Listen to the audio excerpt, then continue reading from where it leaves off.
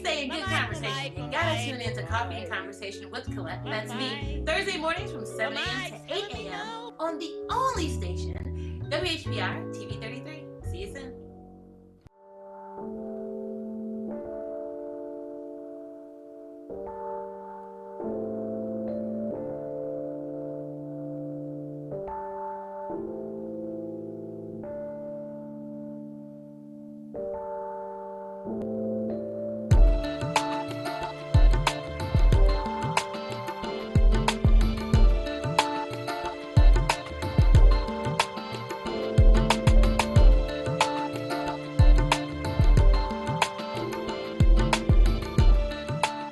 Great, amazing morning to you. Rise and shine up and at 'em.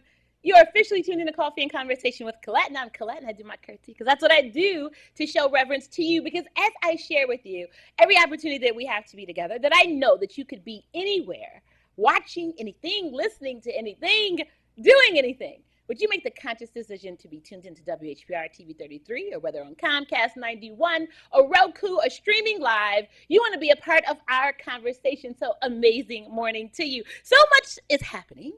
So much is happening. Let me just say that I'm going to bring some things to remembrance with you. When you think about a strong woman, what's the first thing that comes to your mind? For me, it's my great-great-great-great-grandmother, who, of course, I never had the pleasure of meeting and knowing, but I have to know that their spirits on both sides are alive and well, as they've continued in the legacy and the lineage of our family to produce the strong women that we are today. And then I think about my mother and who she is to me and for me, and the strength as she's upcoming on a birthday in June. And I won't give your years out yet, Mother, but the strength that she has. And then I think about my strong sister friends and cousins and aunts and family members. And then I know, like you have these bigger images. We have the Rosa Parks of the world, and we have the Winnie Mandelas of the world, and we have the Oprahs of the world. And then we can do for the local, everyone can find strength in a Black woman. And so in the past week, everyone was so engaged and woke up at the crack of dawn a few days back as everyone wanted to witness the wedding, the royal wedding of Meghan Markle to Prince Harry. And so now she's the Duchess of Sussex. And everyone was so, I believe, just in shock and awe. If you saw the actual footage of the wedding, I didn't see it in its entirety, but a lot of people did, were just to see the mother. And I believe that it brings into a great conversation about our last week's subject matter, the importance of Black culture in America, and so many articles that I saw, so many conversations that were had discussed how Black culture was infused into this wedding. From the actual preacher giving the word, from the choir singing the songs, from just the visual depiction of some brownness in this environment, from the violinist, African young man. I mean, just the infusion of who we are as people, a strong woman, and culture. So I'm going to combine all those today. So I want to talk about today, what does it look like, the power of a strong Black woman? What does our presence bring? Who are we then and now? And then how does that shape the culture in which we live, the societies in which we live and grow and thrive in? And if we really understood, if Black women really understood who we are, that everything would be different. And I said it. Everything would be different. Let me give you our call-in numbers, 313-868-0342, 313-868-0351, and 313-868-4336. And I know as you all are pondering that, I'm going to add, I really want to put it in here. I'm going to give us our quote right now. Quote, like a lot of Black women, I have always had to invent the power my freedom requires. And I want that to sink in. Like a lot of Black women, I have always had to invent the power my freedom requires. That was from June Jordan, poet, essayist, teacher, activist. We've had to invent the power that our freedom requires. So in the midst of all of it, if we would just go back to the times, because so many of us believe that our time, our existence began with slavery. So even if we start right there at that point, that everything, the basis of that culture in our communities was the Black woman. The Black woman took care of the families that were slaves. The households nurtured the children, cooked the food, was out in the fields, encouraging the husbands, keeping the communities together, keeping calm and peace in the midst of the travesties and the atrocities that were happening around them. And then even in the everyday peace, because I can't believe that it was traumatic all the time. But as Harriet Tubman says, strong Black woman, I would have freed so many more if they would have known that they were slaves. So we can't be led to believe that it was always traumatic, but that the Black woman was still there. The Black woman, either chose to be the glue in those kind of times, and decided that we can leave and I will be that safe passage for you, as Harriet Tubman. And so then I want us to think about that, okay, if that's who we are on that end, and then we got into the master's house, and what did? We cooked their food. We cleaned their homes. We nursed their children, their babies. We raised their children, and we kept their households together. We helped the master's wife to keep her encouraged, to keep her motivated, to keep her self-esteem high. And then at times where it was agreed or even wasn't agreed, we were that comfort to the slave owner as well. And so we'll bring it present day. You know what? I'm not even going to say it. I'm going to go to the clip. So there's this amazing it's a political thing that has just happened over the last day or so. And if you didn't know, I want to bring it to your attention with a Mrs. Stacey Abrams. So let's go to the clip. Around the world and around the state. Well, I am grateful and I'm humbled by the enthusiasm and the energy, but I'm also excited because we know that we have the momentum heading into November. We have Democrats not only in the state of Georgia, but around the country who understand that our investment in the voices of Georgians led to a really strong and dramatic victory. Is historic the word that you understand and embrace because of what you've accomplished here? I appreciate the historic nature of my candidacy. I appreciate having the opportunity to be the first. But my mission is to make certain that we're changing the face of leadership for everyone so that we all think that our capacity is broader than we expected. As you look at who came out to vote, who was it who turned out to vote? Analyze your base, if you will. So what we know for now is we didn't have a base. We had a coalition that ran from North Georgia all the way to South Georgia. We won 153 of 159 counties. And in doing so, we demonstrated that we have a multiracial, multi-ethnic, urban, rural, and suburban coalition. We're excited about what that means going forward because our goal is to expand that coalition, to bring in every Democrat, those who supported Stacey Evans, and I congratulate her on a very hard-fought race. But I want to make certain that everyone comes to the table, and any independent thinkers who know that progressive values are the right thing for Georgia, we want them to come along too. Part of what makes up a campaign, of course, are the issues. Part of what makes up a campaign would be the passion of the people who want to elect you, and part of what makes up a campaign are the really hard numbers that you have to also understand going in. As you look at the numbers from yesterday, how does that translate to a general election campaign? Number one, we had more than 550,000 Democrats turn out. That is the highest number in a midterm election in Georgia history for Democrats in this type of primary. Number two, we were only 50,000 votes behind Republicans. They had 6 candidates, and they outspent Democrats more than 2-1.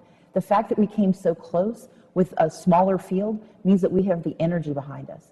But the other piece that's so important is that we had a multi-ethnic coalition. We had an increase in Latinos, an increase in the Asian Pacific Islander community, and we had the coalition of the willing, folks willing to look for Georgia to be a different kind of state with the right kind of leadership.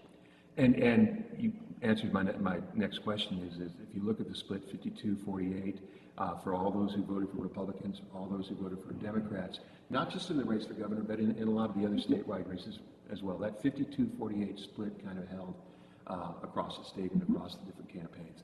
How do you read that? I read that as an incredible sign for Georgia heading into November because we were outspent and we don't intend to be. We were focusing on a primary. We haven't had a chance to have the real statewide conversation for the next 6 months where we have a clear focus on the issues and the contrast. And by doing that, I believe that we have a very clear path to victory, and I look forward to engaging and expanding the electorate so that we can win in November. One of your missions has been to expand the voter base, registering people to vote who maybe have been not people who have thought about that as how they can influence government, and maybe they haven't bothered to register. How many people do you expect to register, and how's that going to impact the turnout in November? Well, I think registration still remains a key issue in the state of Georgia, not only for this election, but for the health of our democracy. And I'm proud of the work the New Georgia Project continues to do, even though I'm no longer part of the project. But our focus is also on those folks who have registered to vote, who haven't had a candidate they felt comfortable voting for. And we have enough of those voters, plus those new registrants, that in coalition with our active Democrats, we have more than enough opportunity to win this election in November. Stacey Abrams, I am so excited to be a Black woman. If you all didn't know, I cannot not be a Black woman, okay? But I am so excited. It is something about when you understand and really grow into the essence of who you are. It is like nothing else you've ever experienced in your life. And let me just tell you, Black men, and I so appreciate and I so love you, and I can't even imagine what it is like, because I've shared with you on this show what you have to deal with in the world with being a Black man. And so Black women are there to be supportive, I believe, overall of the growth and progress of the Black man. But as a Black woman, wouldn't trade it for the world. You hear me? The power of our presence. So if you didn't know, so let me let you know, Stacey Abrams, she won the Democratic Party primary in Georgia. So if she is selected and elected, she would be the nation's first Black woman governor. Did you all get that? Did you see her on the clip? She won 153 out of 159 counties in Georgia? Georgia. You know what's going down in Georgia. We're not talking about Atlanta. We're talking about the rural dynamics of Georgia, okay? And she is poised to be the first governor, Black governor. Come on, you all. And so you think that then the Democratic Party of Michigan couldn't find a Black candidate? So you created a whole white female slate, but you couldn't find a Black woman? Okay, if you didn't want to choose a Black man, but you couldn't find a Black woman. There wasn't a Black woman as a candidate who could have been put in the mix to be able to represent the people. If Georgia did it, Michigan can't? Let me just let you know a little bit about her. Okay, because a lot of people are like, okay, if you didn't know, I'm fencing to teach you. Here we go. Abrams, who grew up in Gulfport, Mississippi, and this is coming from, where did I pull this from? The Washington Post. No, I'm sorry, this is a CNN report. Gulfport, Mississippi, as one of 6 children, she told CNN in an interview that she was aware that, quote, as an African-American woman, I will be doing something no one else has done. Also, she recounted a story about being rejected as a high school student at the gates of the Georgia governor's mansion at an event honoring the state's top students. In front of the most powerful place in Georgia, telling me I don't belong there. That's resonated for me for the last 20 years. The reality is having the right to be places. No, let me get this right. The reality is having a right to be places not always means that you'll gain admission, she said. So the right doesn't always mean they'll let you in, right? That's like the spook that sat by the door. That's like what we're dealing with every day and fighting for citizens, and we're acting like residents as opposed to walking in the fact that we are citizens. And we should not have the conversation and the narrative that plays into them trying to tell us where we can be and what we should do. How's that? Because if you act like you belong, you'll belong. It's just that simple. And you can sit and try to tell me what it is, what it isn't. That's not working for me anymore. I told us, remember, we all agreed as we enter into this 2018, that is not going to be our narrative anymore. And we're consistently getting examples of the Stacey Abrams in the world and all the other Black women who've created a force and a power that not only am I going to make you respect my vote, I'm going to make you respect my voice and who I am in every aspect of our lives. And I need us to get that this morning. And I really want us to start talking in the truths of what we have shaped and created in this community. And as Sean and I discussed, our imagery, and callers, I see you, all the lines are lit. I'm about to get to you. Imagery is everything.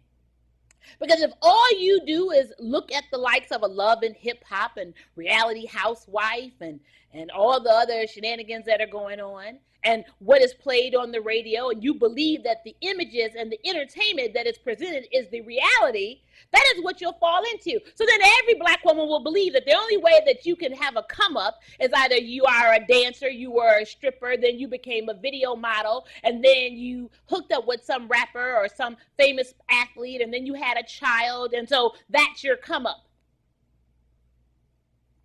And the truth is, that's all you see. When you see Love and Hip Hop, the creator of Love and Hip Hop is Mona Scott. When you look at Mona Scott, when you see Mona Scott, she's not a depiction of the characters that are portrayed in that show. She's a wife, she's a mother, she's a businesswoman. She doesn't look like that. So a lot of times in us grasping our culture and presenting what sells, there's some dynamics that we have to be accountable for, but there's an ownership too that we have to have for what we ingest. And that is all part of a bigger plan. You all share with me as we have the conversations about music, that so many people want to give good music. We had DJ Jungle on last week, and I hope that you all were experiencing that great free camp. But we were talking about music and what music looks like, and so many people who have a great message in the music don't get the opportunities. But when you sit and talk about, you know, all the other stuff that you talk about up in the club, and we throwing up, and we tossing bottles, and we buying, and we blinging, and we this, then that's what gets you to play. When everyone's a B or a H or a thought or whatever, then that's what gets you to play. When women are walking up and down the streets, you all see that the weather's nice. When you're walking up and down the streets and you're halfway naked, that's what gets you to play. So women are astute enough to know that. What do they always say? Use what you got to get what you want now, but we just need to bring that out a little more. We need to use what we got up here. And there's a difference between the mind and the brain. But we need to really use the intellect that we have, and we have to think and grow rich, not just regurgitate and grow rich. So that means that you have an ownership to learn. The black woman is the first, the creator of all. There would be no babies without the womb of the black woman. Yes, man, you play a part in the sperm donation. It's a unified effort, absolutely. But the growth and the nurturing and dynamic comes in the womb. When they talk about the first teachers are the mothers. Come on, ladies. If you don't understand and start taking ownership, and even just ownership, if you're not comfortable with who you are, you better be comfortable with the sister that's in front of you. Stop dogging each other. Stop having the conversations about, oh, she thinks, she this, she that. She can be all those things. She can be smart. She can be beautiful. She can be intelligent. You can be smart. You can be beautiful. You can be intelligent. You all can get along. We can all work together. We can all do things together. We can always thrive. We can be successful. We can enhance and grow our communities. I think about the history of my family. So my grandmother, rest her soul, Nettie, Granny Cat, her mother and her sisters came off the Trail of Tears coming out of Oklahoma.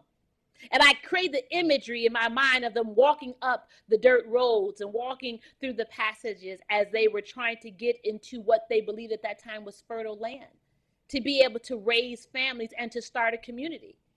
It was my great-grandmother and her sisters that were the matriarchs of the hill.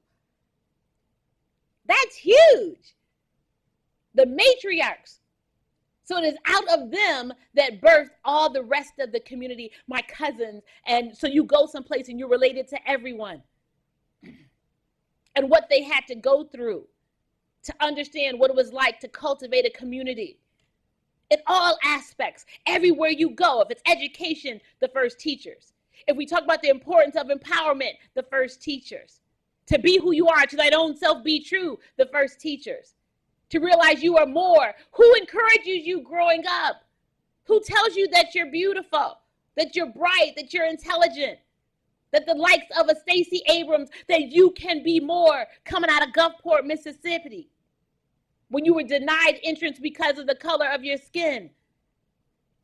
But it didn't stop you.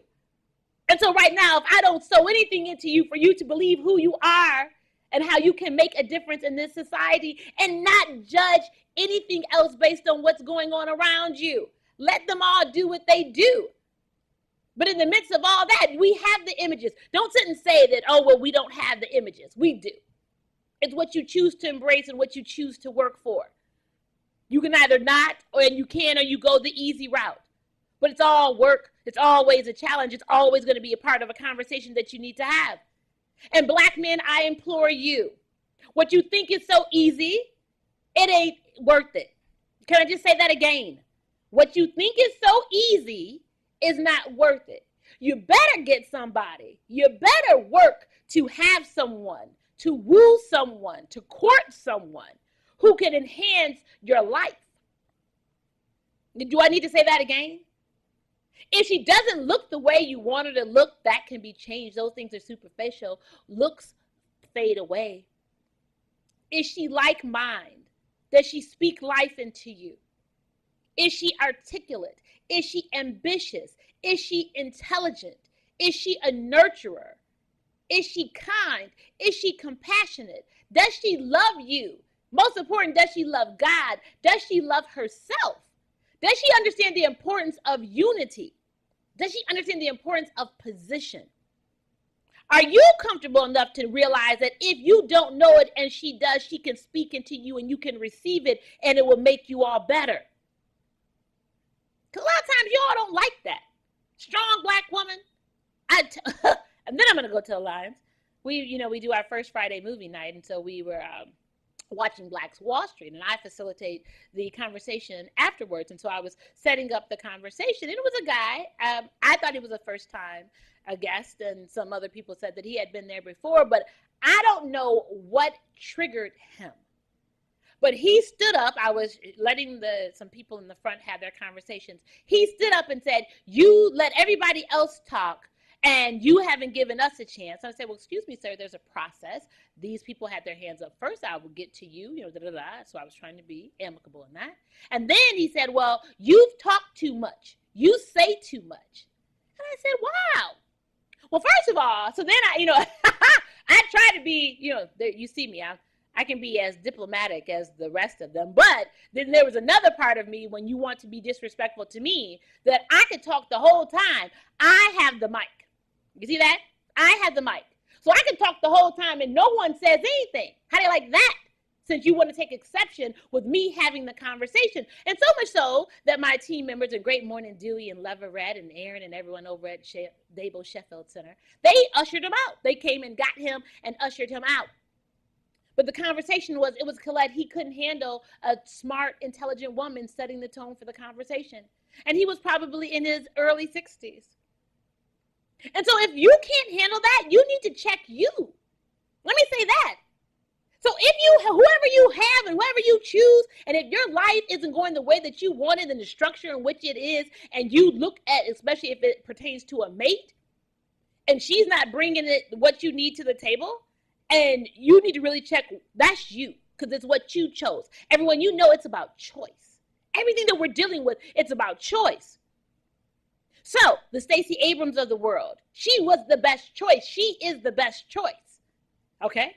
Strong Black woman, powerful woman in her presence to serve and to make a difference.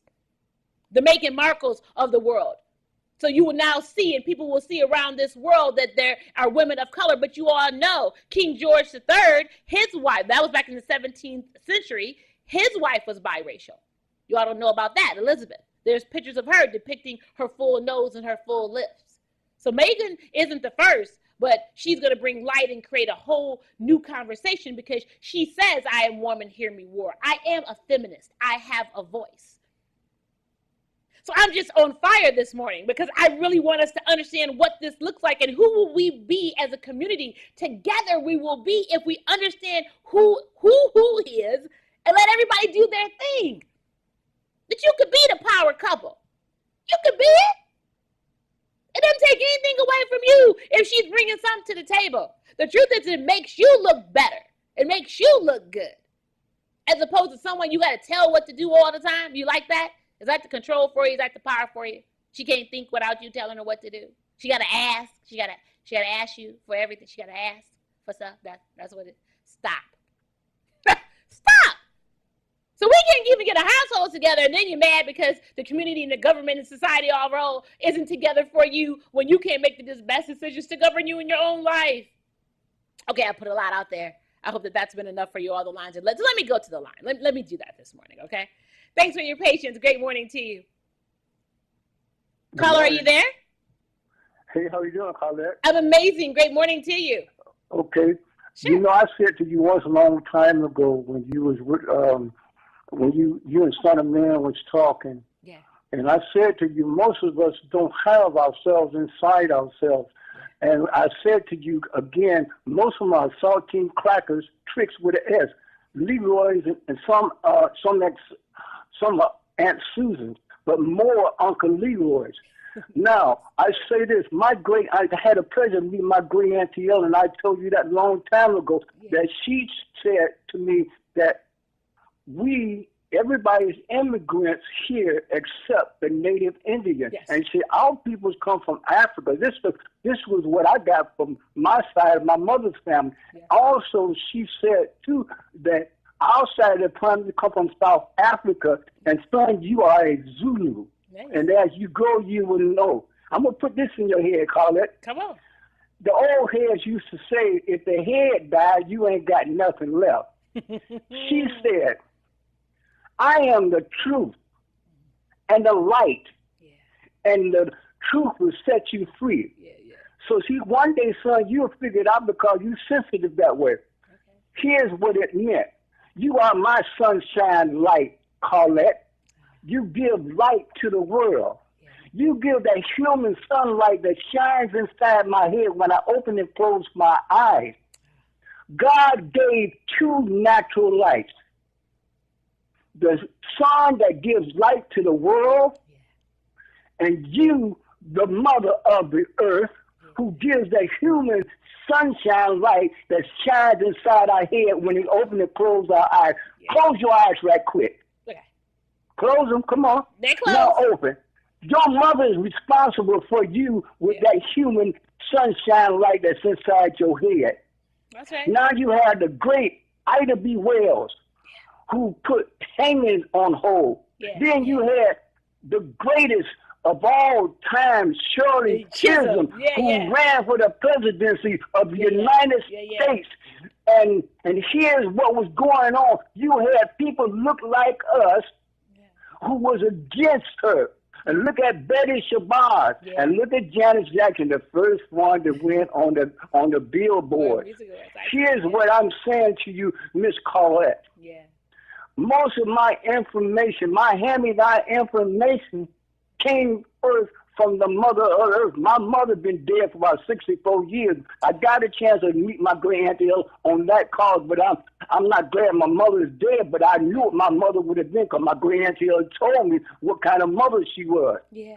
So I say to you, my lovely mother of the earth, when we wake up and stop being these, we need to understand what normal living, normal survival is, normal problems and normal rights and normal wrongs. But the mother of earth keeps showing you that, but yet and still you disrespecting her the way the white man disrespect his mother of the earth. Yeah. Okay? Yeah. I love you, and I'll listen to you as you talk. All of you always. I love you. Thank you so much. Everyone, did you get it? And it's so true.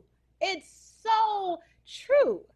If you would just honor what it is that you know us to be, even if you don't understand all the dynamics, it is a choice. I told you they tease me all the time when I'm over at the Dadeville Sheffield Center.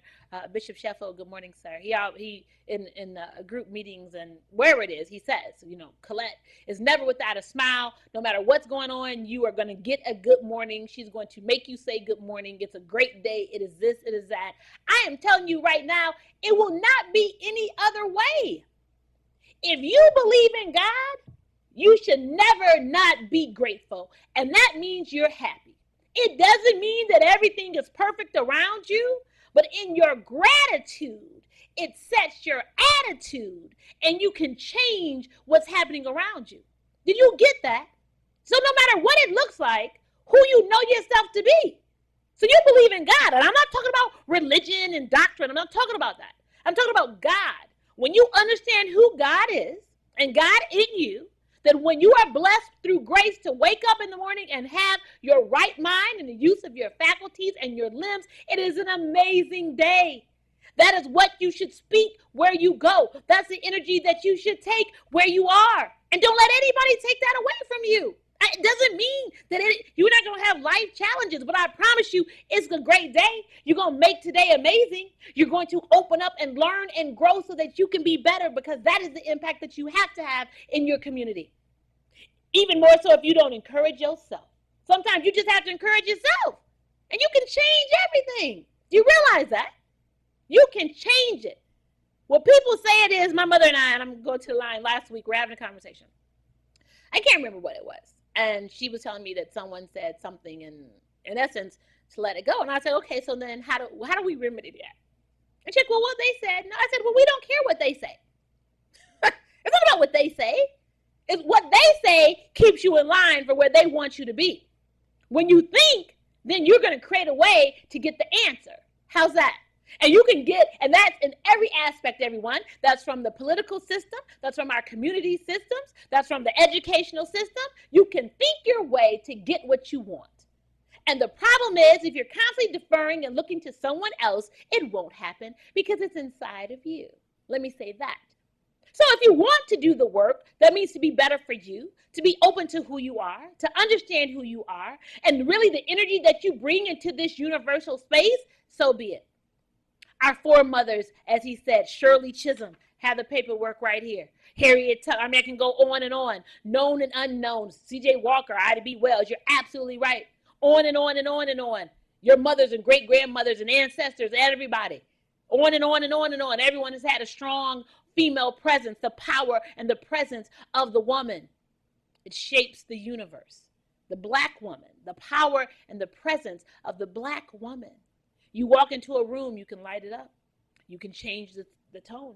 You can make your children believe that they can do anything, that they can be anything, that they can accomplish anything, no matter what it looks like. Because that's that eye that they see. My dad, told me, in the land of the blind, the one-eyed man is king. If everyone else is a blind, don't you be blind too. You know, poke your eyes out. You want to see, baby. You want to see with both eyes. Thanks for your patience. Great morning to you. Oh, good morning, fellow patriots. Good morning, patriot. I mean, if people don't understand, the first teachings of every human being on the planet is the mother. The mother. The mother of Mother Earth. Yes. Is your mom. It's your mama. So my mother passed away in 2002, and we still celebrate her birthday on June the 14th. This is the 16th year we'll be coming together as a family. Yes. And we invite the neighborhood and friends in on that day. Yes. To celebrate her life. Yes. And what the sacrifices she made for her family. Yes. I know how great Black women is. Because I grew up in the house with my mom. Yeah. So, the gentleman mentioned Shirley Chisholm. Don't forget Barbara Jordan. Yeah. And, we even got one that comes right after you, Joan Watson. Absolutely, and don't forget our current host of this show, Collette Ramsey. Hey, thank you. Phenomenal Black women. Thank you. So, if we get a grip on that, if we really get a grip on who we really are, and I appreciate you bringing the conversation every week about how great we are, because I don't think a lot of us know how great we are. And that's our downfall. Right. It's that we don't know how great we are. And what our purpose here in this country is to make the world great. Yes. We in a position in this country to make the world great. Yes. And we are not doing what we need to do because we have so many people that's jealous and conniving and don't really understand who we are. Yeah. And Patriot, let me ask you this. And I'm going someplace. Why is it, and I'm now talking about our local environment, okay? I'm going to bring it right on back here. Why is it that we don't understand that here, out of all places, the strength, because we have the examples, whether they are women in the forefront or behind the scenes, we've had the examples of the strength and the power and the stewardship and the ambassadorship and the leadership of women. And I'll tell you, even if you just look at the church, if you look at the mothers of the church, I mean, we have the examples of strength and power and how to shape and change our communities. I really need to understand, Patriot, what happened. What I don't. I really don't understand.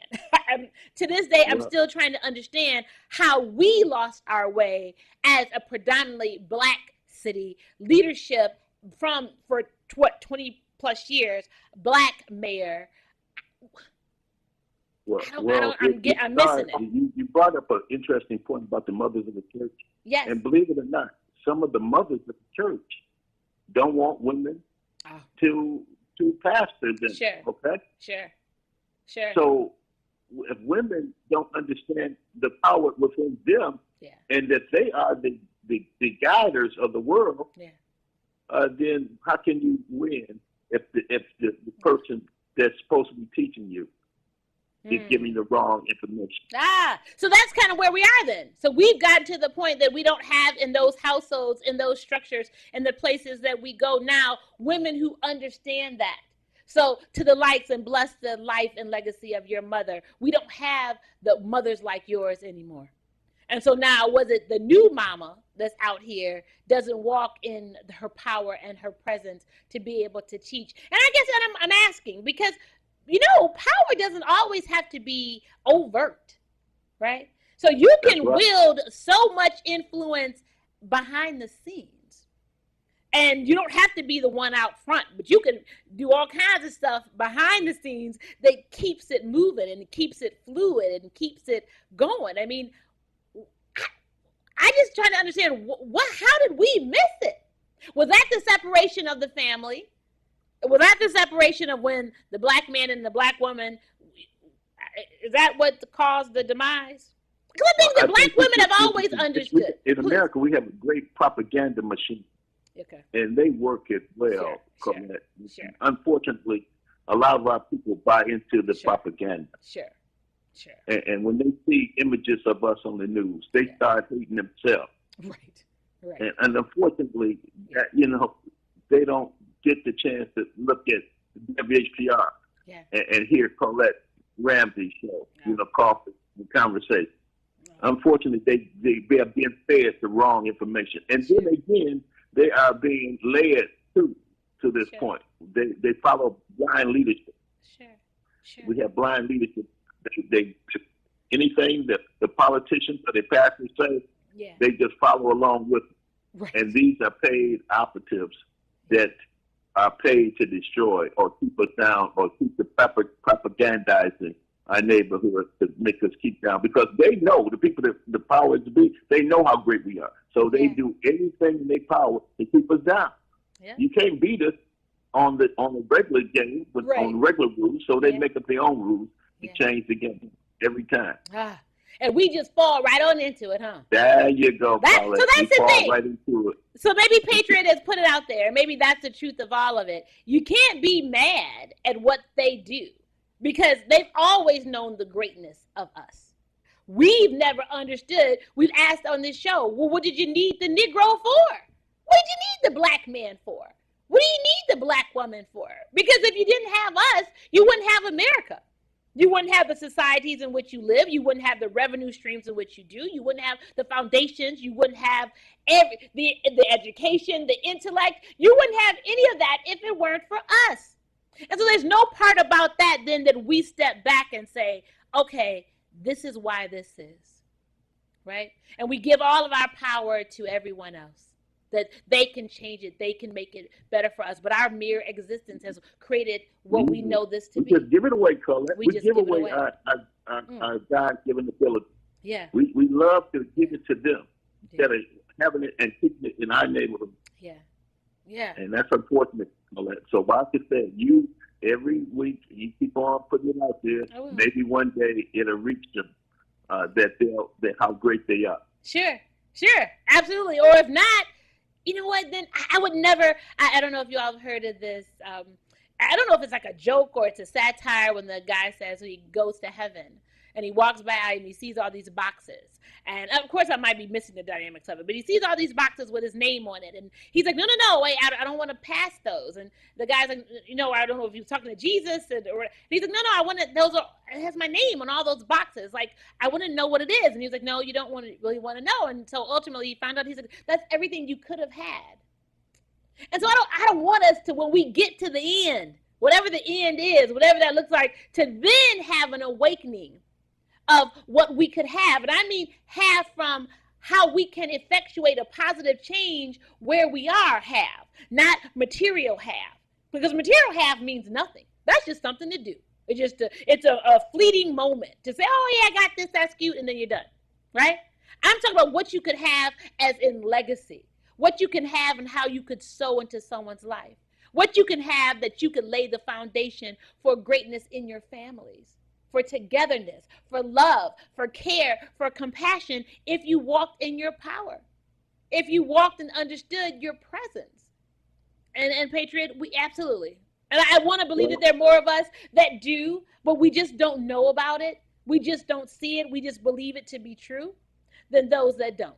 That's what I want to believe. As long as we got folks like you that come on the airways and speak truth to power, we are in good shape. Folks like us. Remember, this is us. Y'all, this is our conversation. You encourage me. All throughout the week, I think about our conversations. And there are things that trigger me. So I'm like, oh, I wonder what we would say. You hear me? I said, I wonder what we would say about that. What we would think about this. If we don't start thinking that way, because I'm not by myself. I have you.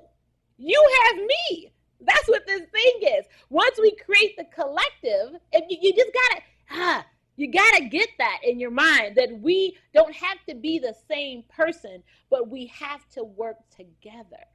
Did you get that? Yes. We don't have to be the same person. We don't have to agree on the same thing. We can respectively agree to disagree, but that doesn't mean we disconnect. How's that?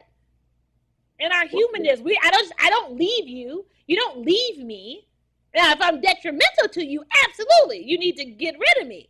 But if I'm presenting something else that you maybe didn't think about, and it causes you to question some things and dig deeper and think some things, a lot of times we have to meet people where they are. A lot of us don't want to do that because we assume that they should be right the way that we are. No, we're all products of our own experiences, of our own upbringing, of our own environments. But you grow when you're in a space to understand that. And to not be confrontational. Why are we confrontational and mad? We should know that when we have the conversations, as you said, Patriots, it's to speak power to truth. And it's for us to be better. And we can have the dialogue because my experiences haven't been yours, but I bet we have a commonality for the simple fact that we're trying to figure it out this morning through the opportunity of TV 33. We come from good stock, Collette. Hey! If we be the best, all we got to do is check out our own history. Absolutely. And we'll know that. And that's what we got to insert in our children, how great we are. Yes. So we can have a greater society than we are in right now. Absolutely, Patriot. Absolutely. I appreciate you. Have an awesome day. Thank you so much. And you have too. A great weekend. Have everybody in the listening audience have a great and safe holiday week. Absolutely. That's right, everyone. We're approaching on this holiday. We'll talk about a little bit more about that. Thank you, Patriot. Tomorrow, what that looks like for us, if that is a space that you're in, how you're going to celebrate. But I really wanted to bring that, because those are things that I think about in my day-to-day. It's so important for me to connect. That's key for me, is to connect and create an environment where we can make a difference. Because that's really all that matters. It's all that matters is to create a presence that yields to power. And I don't mean power to manipulate and control. I mean power to positively influence into progress. That's what I mean. That's what my P is for. Positively influence and progress. Progressiveness, everyone. And I believe that Stacey Abrams is an example of that. We have our own powerful women here. We have a voice and a vote, and women today, I'm just speaking to us. To Sylvia's out there, to Lori's out there, to Mama Pearl's out there. Happy, amazing birthday, phenomenal woman. I'm just, Myra, come on. There's phenomenal women out here. I could go on and on. If I start naming names, I don't want to miss anyone. But you all, Brenda, you all have an impact on me every day. Isha, every day. I am better because of you. I think about you. Mama Baines. I mean, do you want me to keep going? It will come because I am better because of you. And I thank you for your presence in my life, which creates power. It makes me believe that I can do anything. And so that's what I want for you all, for you to believe that you can do anything. Let me take a call. Thanks for your patience. Great morning to you. Good morning. Good morning. Happy Thursday to you. Absolutely. And I just want to say you're preaching this morning. You are preaching, and I'm getting it. And I thought about my own mother. Yeah. And I'm like, she's right, you know? And I just want to thank you. That's all. Just thank you for the conversation. That's all. Thank you for calling. I appreciate it. I mean, like you said, at the end of the day, that's all that there is. I mean, it's and guess what? And let me say this much to you. For all of you, no matter who your mother was or is to you, there's a lesson that you can get out of your experience. Even in the trials and the tribulations, those are positive lessons, because the truth is who you are today, the strength that you have today, the understanding that you have today, or what it is that you even believe that you are missing as you still stand today, has come from the best ability that she had at that time. Because we realize a lot of us are coming from spaces that we don't know. So you have to take the time to look back and understand what the challenges were for our mothers as well. They're not perfect people. A lot of us I believe that my mother was a perfect person. I never saw her in a humanness until my brother passed away. And that was actually for both of my parents. I never saw, that was never my image of them, a frailty in them until my brother passed away. And I saw how that had an impact on them, which made it real to me, because it really wasn't real. I'm like, oh, they can do anything. My parents can do anything. You believe everything that they say. You don't even question. You're like, because that's what they said. That's what my mama said. Yeah. I tell my mother, it's the strength that I am who I am because of you.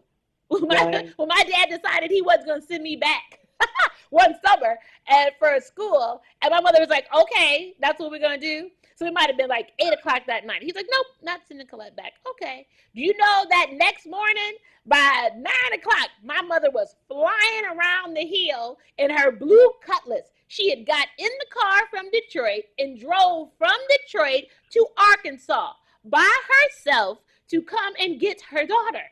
I can just say, I remember it. I just remember it so vividly. That's the power and strength. That you grow up with a woman that you feel can do anything. Anything. Absolutely. Sounds like my mom. My mom had 5 girls. 5 girls. Wow. Back in the day 5 girls that she raised by herself. Wow. You know? Yes. And I think about her now. I'm thinking about her now with this conversation. And it's like, she did so much that I didn't even realize until I got older. That's right. So I just thank her and every mother out there who's doing it. Yes, absolutely. Because there's a lot of us.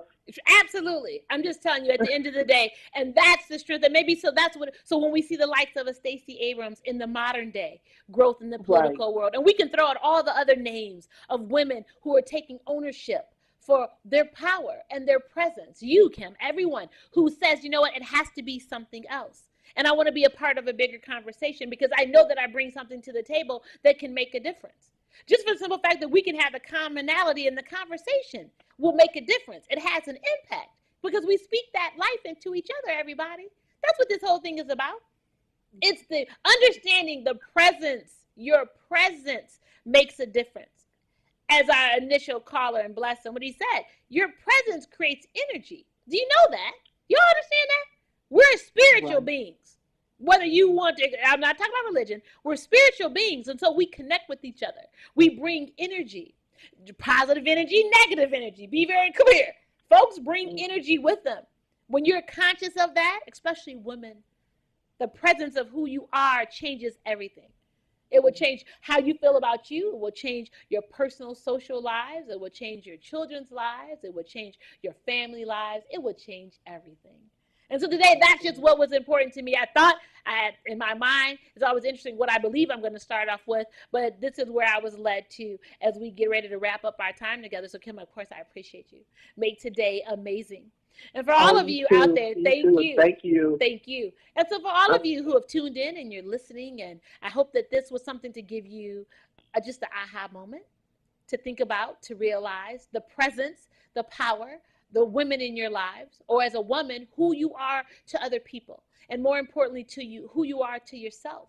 And there is greatness for who you are, and you just have to understand to be that person. And sometimes it might mean that you stand alone, or what you think is standing alone, but the rest of us are right here with you, and we just need a chance to connect and be together. So everyone, I pray that you have an amazing day. Your attitude determines your altitude. Don't let anybody around you tell you different. Your dreams are your dreams. Your visions are yours. And they all can be what? Achieved.